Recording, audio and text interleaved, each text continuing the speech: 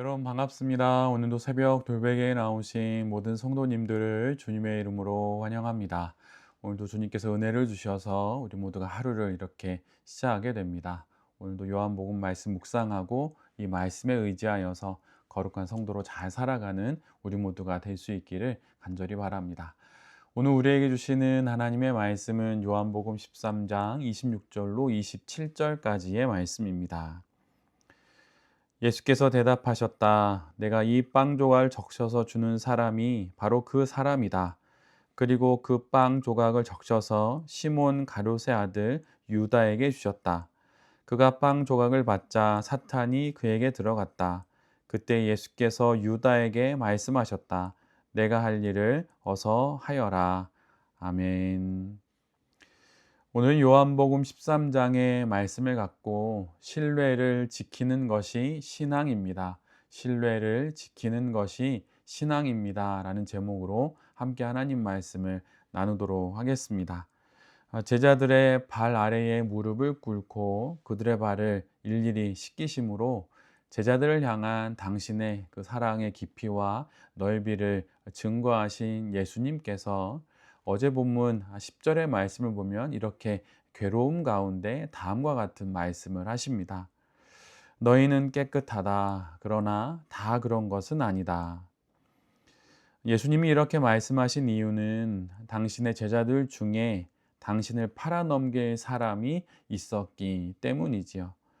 그리고 예수님은 그가 누군지도 이미 알고 계셨습니다. 예수님은 당신의 이 괴로운 마음을 시편 41편 9절의 말씀을 빌어서 이렇게 말씀하십니다.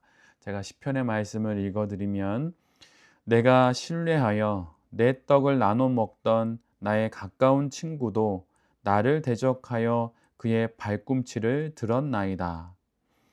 세 번역은 이렇게 기록합니다.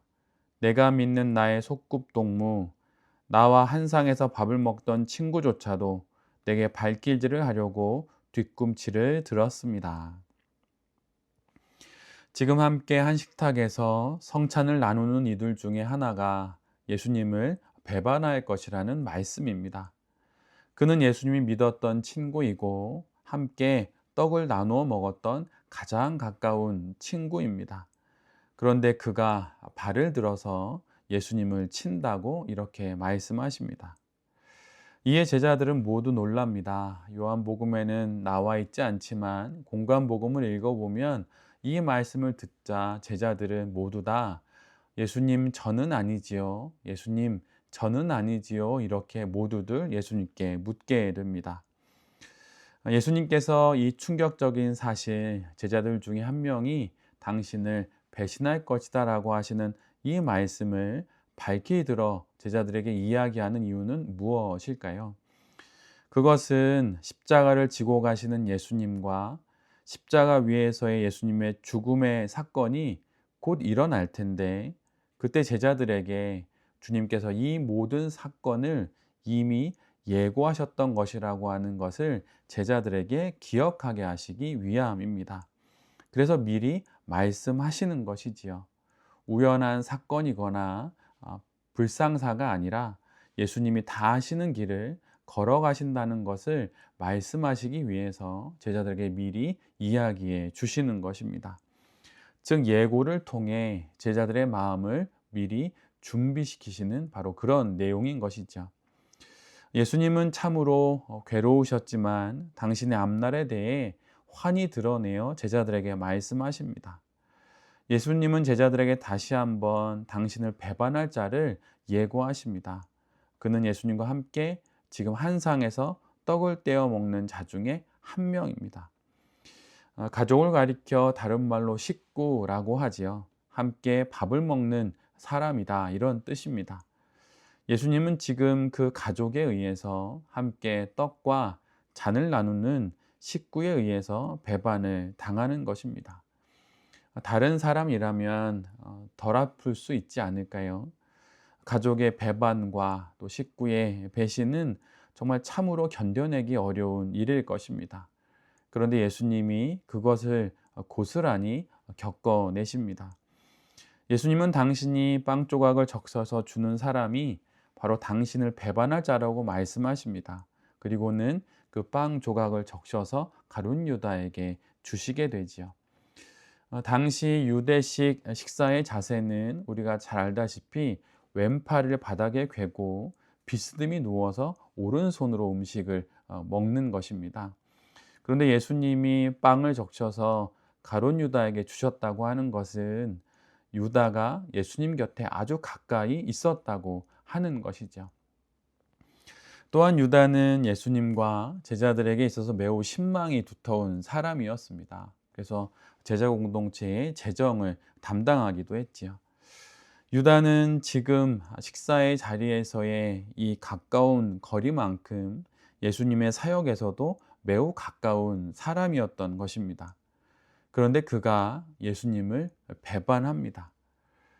제자들은 아직 예수님의 말씀을 다 이해하지 못했습니다. 그리고 유다가 그 배반할 사람이라는 것도 알지 못했습니다.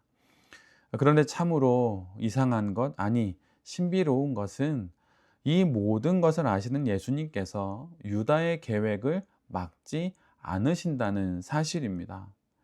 그리고 오히려 예수님은 이렇게 말씀하시죠. 내가 할 일을 어서 하여라.